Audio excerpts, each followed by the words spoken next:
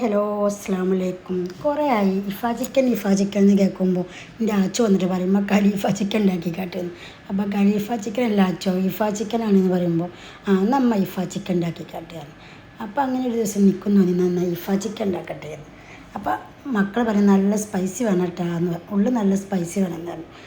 അപ്പോൾ കൈയൊക്കെ നേരിയാലോ എന്ന് വിചാരിച്ച് ഞാൻ ഗ്ലൗസൊക്കെ ഇട്ട് നല്ല സ്പൈസി ആയിട്ട് മസാലയൊക്കെ ഉണ്ടാക്കി ചിക്കനൊക്കെ അടിച്ച് പരത്തി മസാലയൊക്കെ തേച്ചത് സെറ്റാക്കി വെച്ചിട്ടുണ്ട്. അങ്ങനെ സെറ്റാക്കി ബട്ടർ മെൽറ്റ് ചെയ്ത് വരുമ്പോൾ ഞാനിതാ ചിക്കൻ വെച്ച് കൊടുത്ത് വെച്ചതാ നമ്മൾ പതിവ് പോലെ തന്നെ.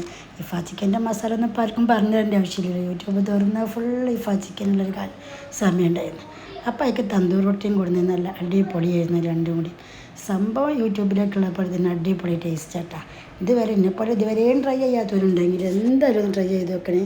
എല്ലാവർക്കും നല്ല ഇഷ്ടമായി, അടിപൊളിയായിട്ടുണ്ട്. അപ്പോൾ എൻ്റെ വീഡിയോ ആദ്യമായിട്ട് കാണുന്നവരൊന്ന് ദയവായി സബ്സ്ക്രൈബ് ചെയ്യണേ.